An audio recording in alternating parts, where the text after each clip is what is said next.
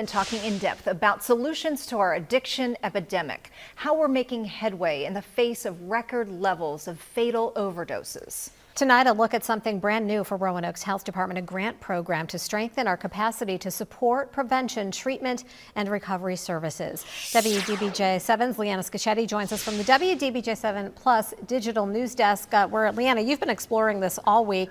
How exactly will this work?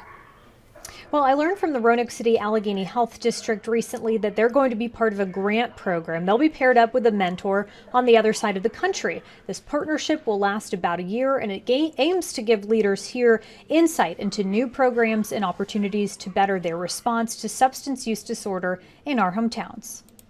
The Roanoke City Alleghany Health District is a piece of the larger puzzle in responding to our addiction crisis.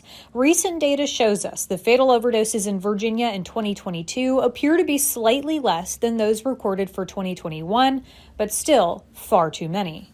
Regardless of whether there's a slight improvement or not, there are still far too many people who are dying of overdoses. Responding to the need is an overwhelming task for an agency taxed to its limits in the last few years, thanks to the pandemic. But Roanoke is getting some extra support from all the way across the country. So this program came about as a direct need to address community by community these overdose rates and the substance abuse and misuse epidemic in the country. Lori Freeman is the Chief Executive Officer with the National Association of County and City Health Officials.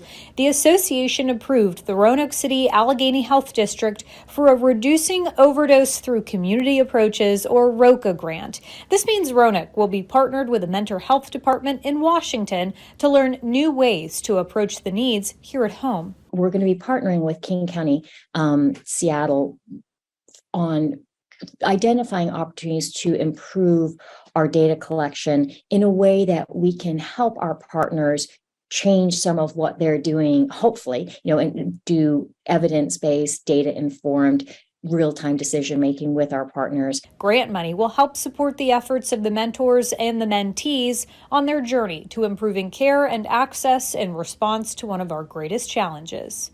Well, and you couldn't have a better mentor. King County, Seattle is a rock star in the world of public health, doing really cutting edge work. Roanoke City will certainly benefit from this mentorship in many ways. The health department in Seattle was unable to talk to us about the program for this story, but in researching their work, we see that a few years ago, they stood up a public-facing non-fatal overdose dashboard, which you can see here.